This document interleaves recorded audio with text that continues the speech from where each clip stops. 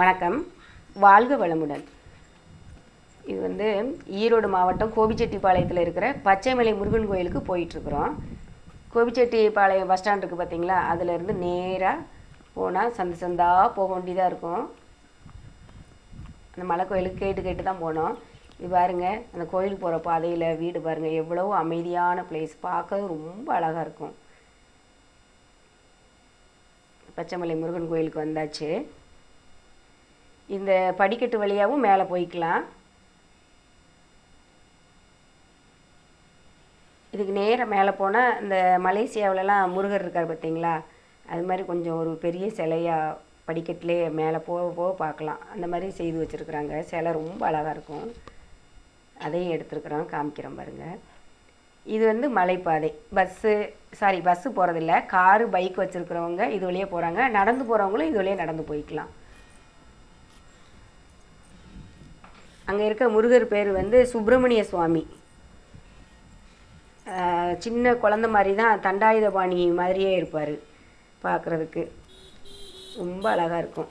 இங்கே வந்து பச்சைமலை பவளைமலை அப்படிங்கிற 2 முருகன் கோயில் இருக்குது இந்த கோபிச்செட்டி பாளையத்துலேயே. இது வந்து பச்சைமலை முருகன் கோயில்.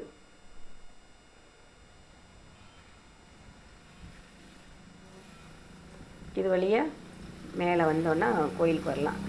காரு பைக் வச்சுருக்கிறவங்க இது வழியாக வராங்க. கீழே 10 ரூபா சார்ஜ் வாங்குகிறாங்க. நாங்கள் அது வழியாக நடந்து மேலே வந்துட்டோம். இது கோயிலோட சுற்றுப்பிரகாரம். இந்த கோயில் இருக்கிற இடம் வந்து பச்சை மலைன்னு அங்கே இருக்க செடி கொடிகள் மரங்கள் இதை பார்த்து வந்தது இல்லையாம்மா. பச்சை அப்படிங்கிறது நீரை குறிக்கிறதாம்மா. அந்த உள்ளே இருக்கிற மூலவர் இருக்கிற பார்த்தீங்களா முருகர், அவருக்கு நேராக கீழே ஒரு நீர் ஊற்று இருந்துச்சாம்மா, அதனால் இந்த பேர் வந்தது அப்படிங்கிறாங்க. கிட்டத்தட்ட 2000 வருஷத்துக்கு முன்னாடி இந்த பச்சை மலைக்கு வந்து நீர் எடுத்துகிட்டு போகிறது மலை அடிவாரத்தில் இருந்து தான் எடுத்துகிட்டு போனாங்களாம்மா.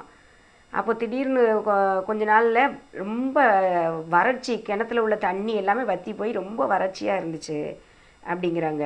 அப்புறம் வந்து ஆழ்குழாய் கிணறு அமைக்கலாம் அப்படின்னு ஒரு திட்டம் கொண்டு வந்திருக்குறாங்க. அப்புறம் அங்கெல்லாம் எதுவுமே தண்ணி இல்லை. அப்புறம் மேலே போய் தண்ணி இருக்குமா அப்படின்னு பார்க்குறதுக்காக மேலே போயிருக்கிறாங்க. தோண்டி கொஞ்சம் சில அடி வந்ததுக்கப்புறமே தண்ணி நல்லா வந்துருச்சாம்மா.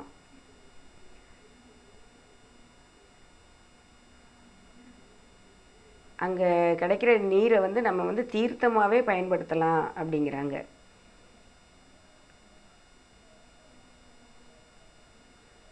கோயில் பார்த்திங்களா எவ்வளோ அழகாக இருக்குது. இது வந்து கோபிச்செட்டிப்பாளையத்தில் இருக்கிற மொடச்சூர் அப்படிங்கிற ஊரில் இந்த இடம் இருக்குது. இங்கே வந்து துர்வாச முனிவர் அப்படிங்கிறவர் வந்து தவம் செஞ்சுருக்கிறாரு. முருகனை நோக்கி பிரதிஷ்டை செய்தார்.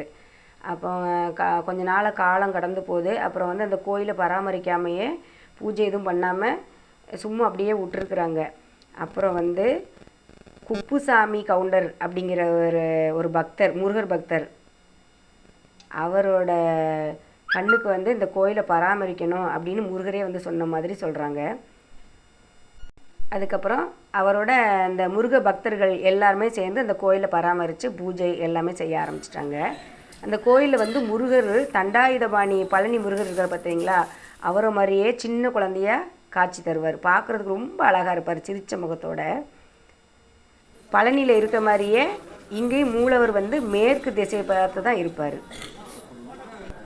இந்த கோயிலில் தைப்பூசம், பங்குனி உத்திரம், கந்தசஷ்டி இந்த மாதிரி திருநாள்லாம் வந்து இறைவனை தங்க கவச அலங்காரம் இருக்குது பார்த்தீங்களா, அந்த இதில் நம்ம பார்க்கலாம் வர. இந்த கோயில் காலையில் 5:30 மணிக்கு நட திறக்கிறாங்க. அப்புறம் மதியானம் 1 மணிக்கு நடை சாத்திடுறாங்க. திருப்பி சாயந்தரம் வந்து 4 மணிக்கு நட திறக்காங்க. நைட்டு 8:30 மணிக்கு நடை சாத்திடுறாங்க. நாங்கள் சாமி கும்பிட்டு வண்டியெல்லாம் போது பார்த்திங்களா, அதே வழியாக நடந்து வந்துட்டோம். ஆனால் கோயில் இருக்கிற இடம் பார்த்திங்கன்னா அவ்வளோ அழகாக நல்லா இருக்குது. வரவே மனசு வர மாட்டேங்குது. அந்த அளவுக்கு அமைதியாக, அழகான காற்று, அழகான பிளேஸு, நல்லா இருந்துச்சு. ரொம்ப உயரமாலாம் இல்லை, ஓரளவுக்கு இருக்குது. படி ஏற முடியலன்னா இந்த வண்டிலாம் வருது பார்த்தீங்களா, இது வழியாக நம்ம ஏறி கூட வந்துக்கலாம்.